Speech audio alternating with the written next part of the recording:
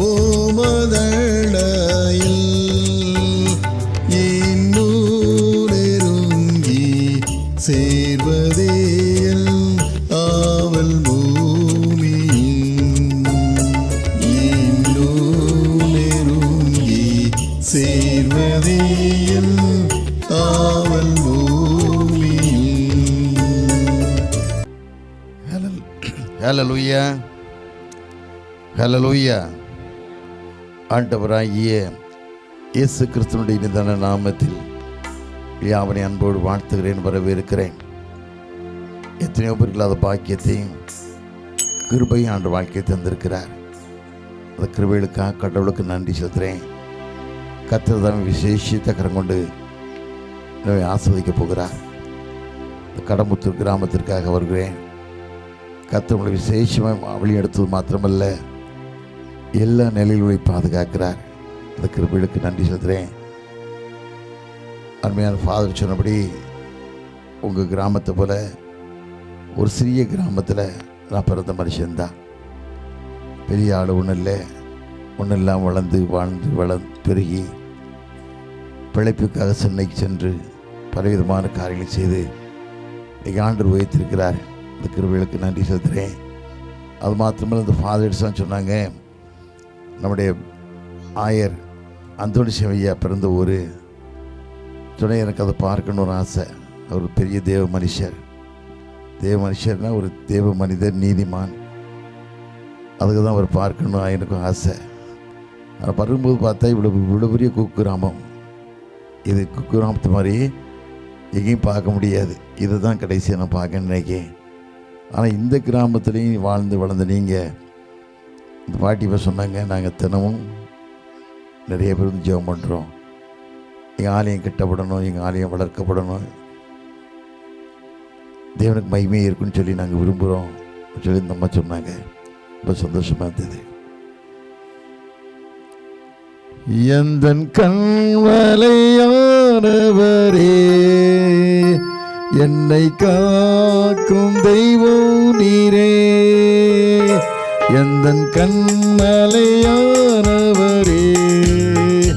என்னை காக்கும் தெய்வம் நீரே. எத்தனையோ பேருக்கு அந்த பாக்கியத்தையும் கிருபையும் வாழ்க்கையில் தந்தீங்கப்பா. அந்த கிருபைகளுக்கு நன்றி சுவாமி.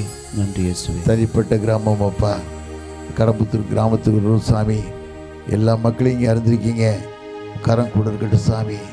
நீ சொன்ன வார்த்தைப்படி தேவனுடைய ஆலயம் சீரழியும் போது, பழுதடையும் போது நான் கேதுமரம் மாளிகையில் வாழுகிறேன்னு சொல்லி தாவீதுராஜ் சொன்னபடி இந்த ஆலயம் இடித்து போகிறது காட்சியை பார்க்கிங்க சாமி.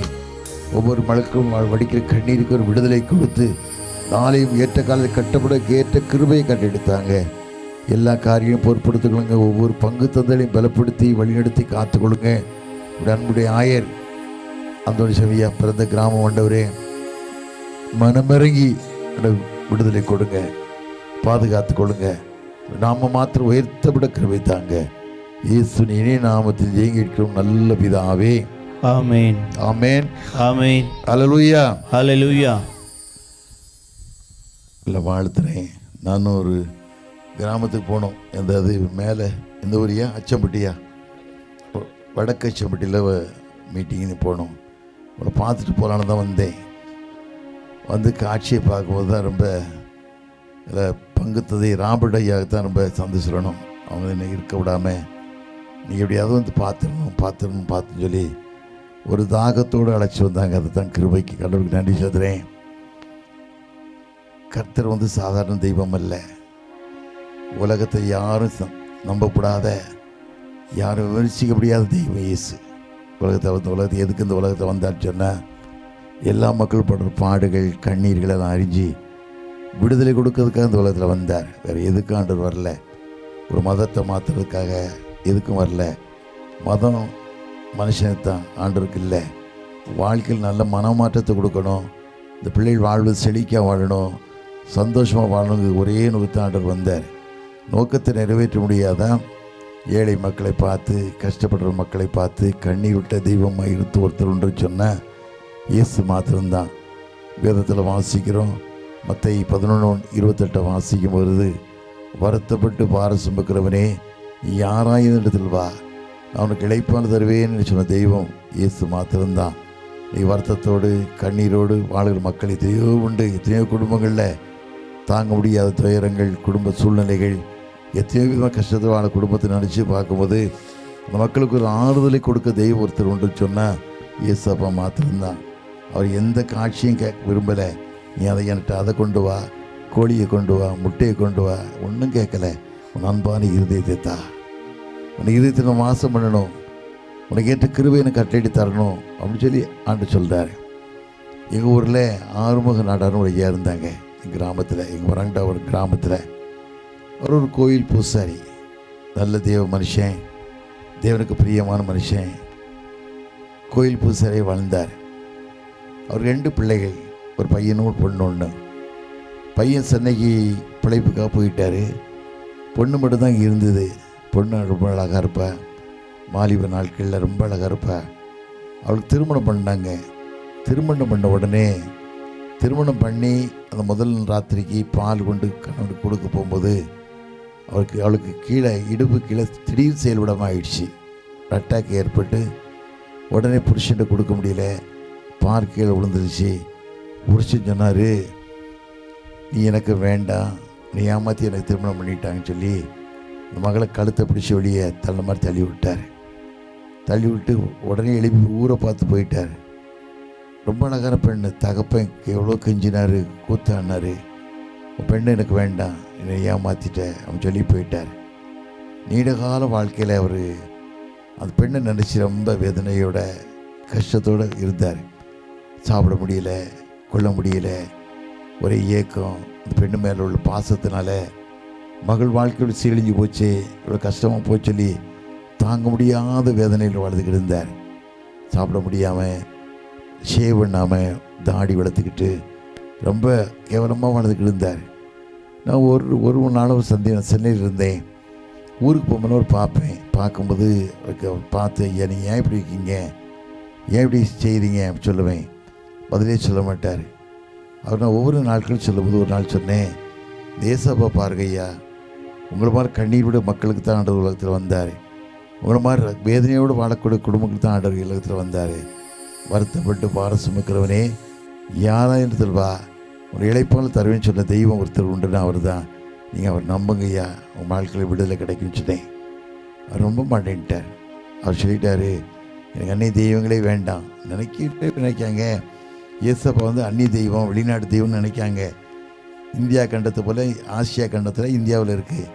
அந்த கண்டத்தில் பிறந்ததான் இயேசப்பா. நிறைய பேர் மறந்துடுறாங்க. நான் சொல்லி கேட்கவே இல்லை. பிறகு கடைசியில் ரொம்ப வேதனைக்குள்ள ஆளாகிட்டார். கடைசியில் அவர் இருந்த பணிபுரிஞ்ச அந்த கோயிலில் போய் ஒரு பூசாரி வேலை செய்ய முடியலை, படுத்துட்டார். 6 மாதங்கள் படுத்து பைத்தியக்கார மாதிரி ஆகி முடியெல்லாம் வளர்த்து எல்லா விதமான காலம் சுகமாகி நடக்க முடியாமல் மெதுவாக கோயிலுக்கு போனார். கோயிலில் உள்ள பூசாரி பிள்ளைகளை வாலிப தம்பி மாதிரிலாம் பிடிச்சி அவர் வெளியே தள்ளி விட்டாங்க. நொண்டிக்காலா, நீ எனக்கு வேண்டாம், வெளியே போட்டு தள்ளிட்டாங்க. ரொம்ப வேதனைப்பட்டு படுத்திருந்தாராம். 12 பாட்டும் தெய்வத்தை நினச்சி, உனக்கு இத்தனை பாடுபட்டனே, உனக்கு இத்தனை காரியம் செய்தனே, ஒன்றும் தெரியாத பையன் பிடிச்சி என்னை வெளியே தள்ளிட்டாங்களே, உனக்கு காது இருக்கா, கண்ணு இருக்கா, பார்க்க மாட்டியான்னு சொல்லி அழுதுருக்கார். திடீர்னு பார்த்தா நடுராத்திரியில் அரசு இந்த கதிர்கட்டை அடிக்கிற மாதிரி தூக்கி போட்டு அவனை அடித்தாங்களாம். உடனே தான் முடிச்சு பார்த்தாராம். நீ சொல்கிற தெய்வம் இல்லை, அந்த ஐயா சொன்னோடி அந்த ஆண்டவர் எனக்கு வேணும்னு சொல்லி அந்த ஆண்டவரை ஏற்றிக்கிட்டே ஒரு நாள் என்னை பார்த்து சொன்னார், ஐயா அந்த தெய்வம் எனக்கு ஆண்டவர் எனக்கு வேணும் ஐயா, அவரை பற்றி பெரியலை, எனக்கு ஒரு பைபிளும் ஒரு கண்ணாடி வாங்கித்தாங்க, நான் வாசித்து நல்லடக்கம் பண்ணப்பட்டு கிறிஸ்தவ முறையில் நான் அடக்கம் பண்ணப்படணும் அப்படின்னு சொல்லி கேட்டார். செய்து கொடுத்தேன். எதுக்கு சொல்கிறேன்னு சொன்னால், உலகத்தில் மெய்யான உண்டு, ஒரு அரவணைக்கிற தெய்வம் ஒருத்தர் உண்டு, உனக்கு காண்கிற தெய்வம் ஒருத்தர் உண்டு. இயேசு மாத்திரம்தான் பரிசுத்தமுள்ள தெய்வம். பரிசுத்தமாய் வாழ்ந்து இன்றைக்கு பரிசுத்தமாய் வாழ்ந்து கொண்டிருக்கிறார். உன் கண்ணீரை காண்கிற தெய்வம் ஒருத்தர் உண்டானா இயேசு மாத்திரம்தான். வேதனை நீ பார்க்க தெய்வம் ஒருத்தர் உண்டான இயேசு மாத்திரம்தான்.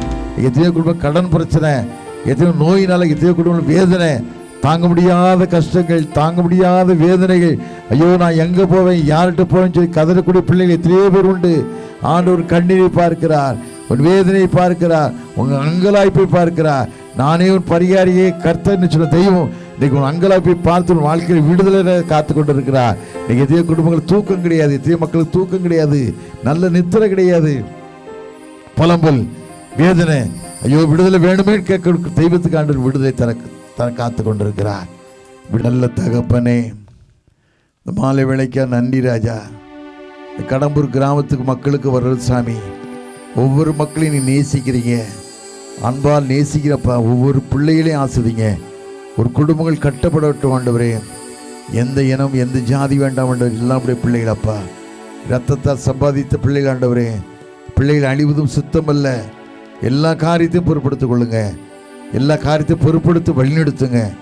கஷ்டங்கள் மாறட்டும், வேதனைகள் மாறட்டும், கண்ணீர்கள் மாற்றப்படட்டும் ஆண்டவரே. விடுதலையோடு வாழ கிருபை தாங்க. மீதியான காரியத்தை பொறுப்படுத்திக் கொள்ளுங்க. இயேசுவின் இனிய நாமத்தில் ஜெயிக்கிறோம் நல்ல பிதாவே. ஆமென். ஹல்லேலூயா.